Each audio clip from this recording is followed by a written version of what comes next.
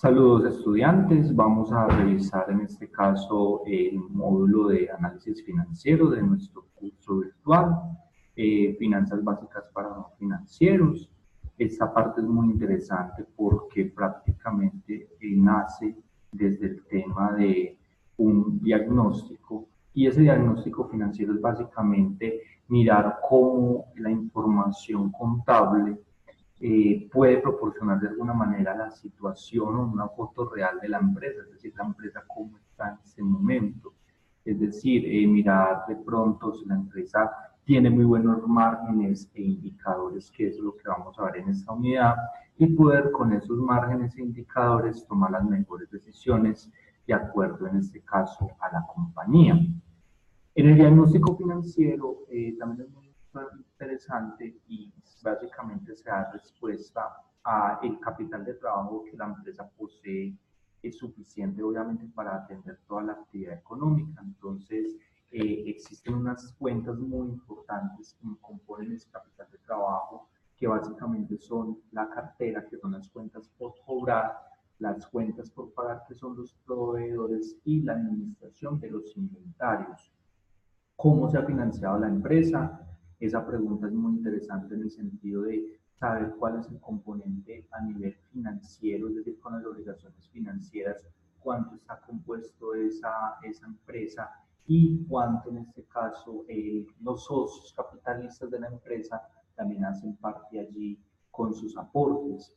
La empresa ha fortalecido su patrimonio, entonces mirar de pronto si ese patrimonio ha crecido, es decir, si nuevos socios accionistas han llegado a la compañía, qué variaciones positivas o negativas ha tenido la empresa a largo tiempo. Entonces, también con los indicadores se permite validar si el tema de las ventas ha disminuido, cómo afecta eso los márgenes de rentabilidad, cómo de pronto los márgenes, en este caso los indicadores de liquidez o indicadores de endeudamiento se pueden ver afectados y se está logrando los objetivos de la rentabilidad que se han definido.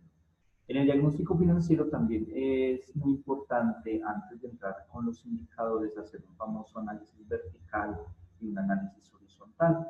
En el análisis vertical y en el análisis horizontal lo que se busca es obviamente calcular unos indicadores financieros del balance general y el estado de resultados. Entonces, esto como tal nos muestra como la situación financiera de la empresa, cuánto ha crecido o cuánto ha decrecido de un año a otro, y de allí tomar las mejores conclusiones y hacer algunas recomendaciones. Entonces, en este diagnóstico financiero, nuevamente, para resumir, entonces vamos a encontrar que antes de analizar, pues de analizar cómo es la información financiera, igual esos indicadores van a adquirir o van a de alguna manera contener la actividad económica de la empresa, su tamaño, cómo están representados los activos de la empresa, la relación entre la deuda y el patrimonio de la compañía. La deuda de la empresa está compuesta en este caso por obligaciones corto plazo, obligaciones largo plazo, cómo está compuesto el patrimonio de la empresa, cuáles son sus socios mayoritarios, cuál es de alguna manera su tema de rentabilidad esperada por esos socios, cómo ha sido el comportamiento de la deuda financiera de los gastos financieros, se han venido pagando bien, estamos sacando obligaciones financieras a corto plazo para suplir necesidades a corto plazo, que es lo más ideal, o estamos al contrario sacando obligaciones a largo plazo para cubrir de alguna manera necesidades de la empresa a corto plazo. Cómo está el comportamiento de las ventas en tema de volumen, en tema de precio y las utilidades tanto bruta, operacional y neta. Entonces, recordemos que el análisis financiero o diagnóstico financiero es a veces limitado y obviamente no nos podemos basar solamente con esos indicadores, hay que ver muchos aspectos generales de la empresa, otros ámbitos como el económico, el político, el administrativo, y no solamente quedarnos de pronto con esta información. Obviamente sí da una visión general y global de la empresa, pero también es muy importante analizar muchas proyecciones y tema de presupuestos que tenga la compañía. Entre los métodos tradicionales del análisis financiero está el famoso análisis vertical y el análisis horizontal. El vertical es de alguna manera estático, el horizontal es algo más dinámico. Entonces vamos a verlo. Básicamente el vertical es relacionar todas las partidas de un estado financiero teniendo en cuenta una cuenta base. O sea, la cuenta base prácticamente representa el 100%. Entonces, ejemplo, en este balance en general, el 100% de la cuenta base va a ser el total de activos. Entonces, sobre ese total de activos se va a estar de alguna manera comparando el resto de todas las cuentas del balance general y de allí revisar de alguna manera qué porcentaje está destinado a ese total de activos a cada uno de los rubros. En el estado de resultados, en este caso, la cifra que va a ser como la base va a ser en este caso el tema de todo lo que tiene que ver con las ventas. Entonces las ventas son las que de alguna manera van a compararse con todo el resto de todos los componentes o de todos los rubros del estado financiero.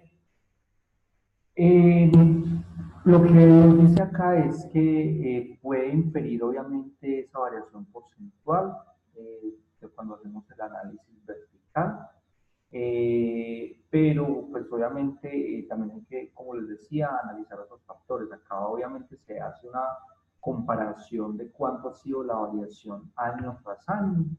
Y el horizontal, en este caso, lo que hace es como evaluar los cambios que ha tenido, por ejemplo, una cuenta del balance general y una cuenta de estado de resultados de un periodo a otro. Entonces, ¿cuánto era, ejemplo, el tema de inventarios 2017 versus el tema de inventarios 2018? Entonces, acá se compara normalmente año A y año B, y lo que se hace es al final dividirlo por el año B. Entonces, cuando estamos haciendo nuestro ejercicio práctico, lo vamos a calcular. En el análisis horizontal es muy importante mirar todas las cifras que tienen de alguna manera cambios significativos para también tomar decisiones. Las cuentas más importantes, por ejemplo, en el balance general del activo son las cuentas por cobrar, los inventarios y los activos fijos. Y en el pasivo, las cuentas por pagar a proveedores y la financiación a largo plazo. ¿Qué vamos a encontrar acá? Entonces vamos a encontrar ya los indicadores financieros. Esos indicadores financieros es obviamente una comparación numérica en cifras, en porcentajes, en revisar muchas veces en días cuánto una empresa de alguna manera está creciendo, decreciendo, cuánto está cumpliendo, por ejemplo, con todas las obligaciones, en este caso financieras, con los socios, cuánto es tan líquida la compañía, es decir, si el día de mañana la empresa se tuviera que disolver, cómo se está de alguna manera la empresa respondiendo en el tema de su composición de activos. Igual permite los indicadores financieros emitir un juicio a través de las cifras que nos generan. Entonces, en los indicadores financieros normalmente vamos a encontrar que es un promedio de la industria o la actividad en la cual estamos ubicados, el índice de periodos anteriores, los objetivos de la empresa y otros índices. Vamos a empezar en esa clasificación de indicadores. Existen básicamente tres o cuatro. Pues los más reconocidos son los indicadores de liquidez, los indicadores de endeudamiento, los indicadores de rentabilidad y han aparecido los indicadores de rotación. En los indicadores de liquidez, pues obviamente como su nombre lo dice, es cómo la empresa tiene la capacidad de generar fondos suficientes para cubrir todas las necesidades y obligaciones a corto plazo. Obligaciones a nivel operativo y a nivel financiero. Operativo, ¿cuáles podrían ser? En este caso, suplir todo el tema de la materia prima para poder elaborar la mercancía o los productos que la empresa comercializa. Operativos también pagar la nómina de los empleados, todo el tema de obligaciones laborales. Y en financieros, pues básicamente las obligaciones financieras que se tienen a corto plazo con los bancos. En estos indicadores de liquidez vamos a encontrar la razón corriente, la prueba ácida, la rotación de cuentas por cobrar, la rotación de cuentas por pagar y la rotación de inventarios. Entonces vamos a arrancar con la primera. La razón corriente básicamente, ¿qué es? Mirar la disponibilidad que tiene una empresa en sus activos corrientes a corto plazo. Simplemente es una fórmula muy sencilla que es dividir el activo corriente, total de activo corriente, y el total de pasivo corriente. Recordemos que en los estados financieros, en este caso en el balance general, existe activo corriente, activo no corriente, pasivo corriente y pasivo no corriente. Los corrientes son aquellas cuentas o aquellos rubros que se pueden de alguna manera convertir de manera líquida o de manera en efectivo menor a un año, mientras que los no corrientes son mayor a un año. Entonces, acá la respuesta es que si la razón corriente da mayor a 1, o sea, si da 1.2, 1.5, es muy buen resultado, es muy buen indicador en el sentido de que de alguna manera las obligaciones a corto plazo van a ser cubiertas fácilmente por los activos corrientes. La prueba ácida, básicamente, es la misma operación que acabamos de hacer en la razón corriente, pero aquí inicialmente se le descuentan los inventarios. Recuerden que los inventarios es una cuenta muy importante del balance general, porque de alguna manera es allí donde se mide todo el tema de la operación de la empresa, cuánto la empresa está demorando en producir, cuánto la empresa está de pronto demorando en administrar ese inventario, si está llenando la bodega de mucho inventario y ese inventario no se está comercializando, obviamente eso como tal acarrea unos gastos. Entonces, aquí como tal se retira los inventarios para mirar, obviamente, cómo están los compromisos a nivel de los pasivos de corto plazo, cómo están cubiertos. Y lo mismo, entonces, si se acerca a un resultado como el 1, es muy buen resultado en la prueba ácida. El capital de trabajo, entonces el capital de trabajo básicamente lo que revisa es esa diferencia entre el activo corriente y el pasivo corriente. Entonces, como una vez la empresa ha pagado de pronto todas sus obligaciones, cuánto le podría estar sobrando y cómo de alguna manera esos activos corrientes están financiando con los famosos pasivos corrientes. En la rotación de cuentas por cobrar, en esta rotación de cuentas por cobrar básicamente es comparar los días en que la empresa como tal está haciendo el tema de cobro de las ventas, es decir, todas esa cartera, en este caso a crédito con nuestros clientes, cuánto la empresa se está demorando en hacer ese cobro. Entonces, de aquí es muy importante que esta rotación de cuentas por cobrar esté muy alineada a la política de cartera que tiene la empresa, es decir, si está cobrando a 30, a 20, a 50 días. La rotación de cuentas por pagar, básicamente la cuenta de los proveedores. En esta cuenta de proveedores es cómo la empresa se está demorando, cuándo se está demorando para pagar puntualmente a los proveedores, de acuerdo también a la política o al acuerdo que haya llegado con ese proveedor. Le pago, donde puede decir, te pago en 90 días, te pago en 60 días, te pago en 15 días. Y entonces aquí aparecen las cuentas por pagar proveedores sobre los costos de venta y este resultado, una vez no lo dé, no lo multiplicamos por los 360 días del año para llevarlo obviamente a días. También encontramos la rotación de inventarios, entonces la rotación de inventarios también está en días, es básicamente comparar los inventarios con los costos asociados, los costos en este caso de producción. La fórmula es inventario dividido costo de ventas, ese resultado lo multiplico por 360 para llevarlo a días. Aquí nos va a dar en días cuánto la empresa se está demorando en todo ese proceso de administración de inventario, cuánto se está prácticamente vendiendo la mercancía y si obviamente estamos cumpliendo con la política de ventas que tiene la empresa. El ciclo de caja básicamente es combinar estos tres aspectos anteriores que acabamos de ver. Entonces el ciclo de caja obviamente es en días o el ciclo de efectivo. Este ciclo de caja normalmente es sumar los días de las cuentas por cobrar más los días de los inventarios y restarle los días de las cuentas por pagar. Entonces, ¿cuánto todo el proceso, todo el ciclo de efectivo o ciclo de caja se está demorando como tal la empresa? Si la empresa está siendo verdaderamente líquida o la empresa está de alguna manera siendo poco eficiente en la administración de sus recursos. Vienen unos indicadores de rotación, entonces estos indicadores de rotación fuera de los de liquidez, mira cómo se está rotando el tema de los activos fijos, los operacionales y los activos totales. Recordemos, los activos fijos son activos no corrientes, son activos que obviamente son a largo plazo, son activos que si los vas a volver en efectivo vas a demorarte más de un año. Y de alguna manera en este activo fijo la rotación se divide, se calcula revisando la división entre las ventas sobre el activo fijo bruto. Cuando se habla del activo fijo bruto, en este caso es que no se descuenta como tal la depreciación. En la rotación de los activos operacionales me permite cómo los activos puntuales de la empresa, y cuando estamos hablando operacionales, es decir, menor a un año, están generando verdaderamente las ventas, cómo de alguna manera contribuyen esos activos a esa generación de ventas. Y se calcula dividiendo las ventas sobre el activo operacional bruto. La rotación de los activos totales. Esa rotación de los activos totales es mirar cuánto la empresa ha generado en ventas de acuerdo a todos los activos que tiene en la compañía. Entonces aquí como tal se dividen las ventas sobre el activo total bruto.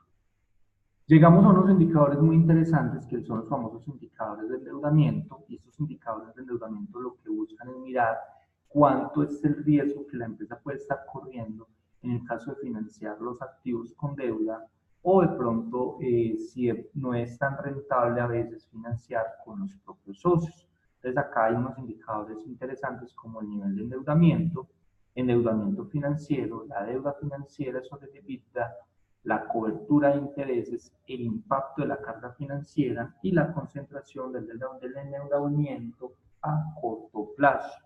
El nivel de endeudamiento es básicamente un indicador que permite mirar la participación de los acreedores en comparación, en este caso, con el tema de las fuentes de financiación. Recordemos que las fuentes de financiación en una empresa son los socios o los bancos. En este caso, el nivel de endeudamiento es dividir el total pasivo con terceros dividido el total del activo. Cuando estamos hablando de total pasivo con terceros, estamos hablando de obligaciones financieras, es decir, con entidades diferentes a los socios de la empresa, y se divide por el total del activo. El endeudamiento financiero. En el endeudamiento financiero ya se tiene como tal en cuenta las obligaciones financieras, ambas, tanto a corto plazo y largo plazo. Cuando se están hablando a corto plazo, en este caso es menor a un año, y a largo plazo es mayor a un año. Es la sumatoria de estos dos lo vamos a dividir luego por las ventas netas que tiene la compañía.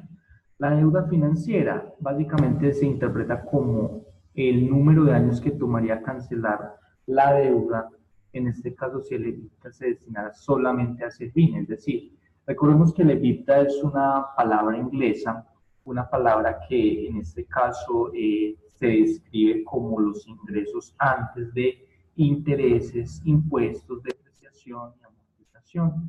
Entonces, los ingresos antes de descontar esos rubros como intereses financieros, impuestos, depreciación y amortización, ¿cómo podría cubrir en tiempo, en años, las obligaciones financieras que se tienen? La cobertura de intereses, entonces, básicamente es cómo están cubiertos los intereses con la utilidad operacional de la empresa. Es coger la utilidad operacional y dividirla por los intereses. Recuerden que la utilidad operacional es luego de que discriminamos o restamos del estado de resultado los gastos de administración y los gastos de venta. El impacto de la carga financiera. Este impacto de la carga financiera es básicamente mirar cómo los gastos financieros, los intereses, están relacionados versus las ventas netas.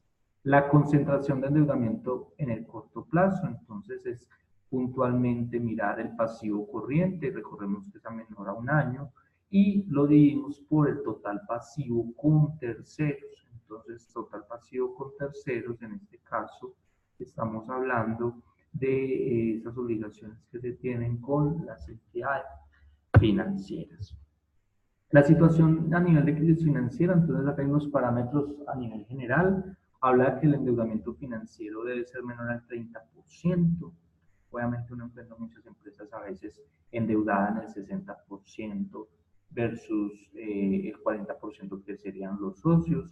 El impacto de la carga financiera debe ser menor al 10%, y la cobertura de intereses debe ser en este caso en la primera vez. Por último, vamos a encontrar unos indicadores que tienen que ver con apalancamiento anual. Nos falta esto de apalancamiento, y nos faltan los de rentabilidad. En los de apalancamiento es básicamente comparar el endeudamiento con terceros con los recursos aportados que dan tanto los dueños o accionistas, pero obviamente para asumir ciertos riesgos. Entonces acá hay unos tres apalancamientos muy importantes, que es el pasivo total con tercero, dividido el patrimonio, está el apalancamiento a corto plazo, que son los pasivos totales corrientes, dividido el patrimonio, y está el apalancamiento financiero total, que es dividir el pasivo total con entidades financieras, dividido el famoso patrimonio. Por último, encontramos los indicadores de rentabilidad. Estos indicadores de rentabilidad lo que buscan es mirar el beneficio que espera el inversionista de acuerdo al sacrificio económico que se tiene dentro de la empresa. Entonces encontramos de pronto un margen bruto, un margen operacional, un margen neto, un margen EBITDA, la rentabilidad del activo y la rentabilidad del patrimonio. Entonces en el margen bruto es básicamente coger la utilidad bruta, dividirla por las ventas o los ingresos operacionales y multiplicarlo por 100. El resultado, obviamente, de este margen bruto lo que permite es mirar la gestión de la administración de la empresa sobre el costo que están, obviamente, incurriendo en un periodo determinado.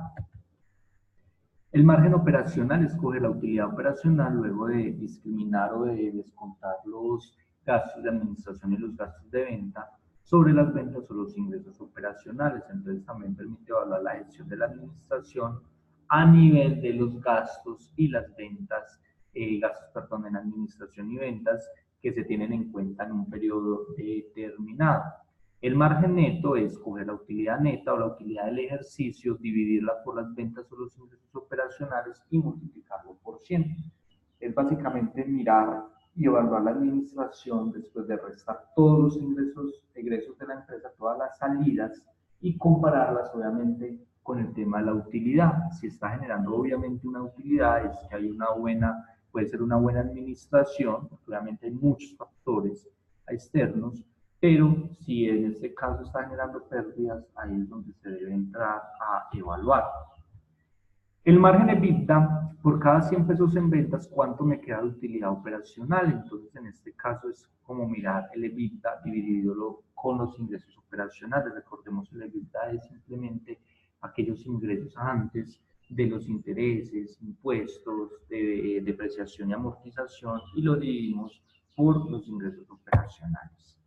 La rentabilidad del activo, un componente muy importante. En este caso, lo que busca es la rentabilidad del activo, es mirar puntualmente cómo los activos netos de la operación están financiando el tema de las operaciones a corto plazo, inicialmente con los proveedores. Entonces, en esa rentabilidad del activo, que ya lo vamos a ver acá más adelante, tiene que ver con una utilidad operativa, dividido los activos, que es la rentabilidad operativa. La utilidad antes de impuestos sobre los activos nos da la rentabilidad del activo antes de impuestos. Y la más utilizada, la utilidad neta sobre los activos, que nos permite mirar la rentabilidad neta del activo, es decir, cómo todo el tema de los activos de la empresa están cubriendo puntualmente aquellas obligaciones a corto plazo o las obligaciones operacionales de la empresa. Y está la rentabilidad del patrimonio. Esta rentabilidad del patrimonio se define como, en este caso, cómo se está de alguna manera incrementando el patrimonio año a año o de un periodo a otro, cómo se está de alguna manera promocionando ese patrimonio del periodo, si están llegando nuevos capitales o cómo se está de alguna manera generando una rentabilidad, o sea, algo superior al dinero, cómo se está generando el famoso generación de valor. En el patrimonio acá normalmente, entonces encontramos la utilidad antes de impuestos sobre el patrimonio, esta división nos da la rentabilidad del patrimonio antes de impuestos, luego está la utilidad neta sobre el patrimonio y nos da una rentabilidad neta del patrimonio. Y ese margen de utilidad es lo que hablábamos ahora, que tenía que ver con el margen bruto, el margen operativo y el famoso margen neto. Espero, queridos estudiantes, que haya quedado claro el tema de los indicadores financieros. Igual en nuestro encuentro sincrónico vamos a hacer un ejercicio práctico donde vamos a colocar a prueba como esta información, y que obviamente ustedes el día de mañana, cuando estén analizando los estados financieros de una compañía, puedan tomar decisiones, puedan obviamente sacar sus conclusiones, y ese es el objetivo como tal de este módulo del curso. Espero que estén muy bien y un feliz día.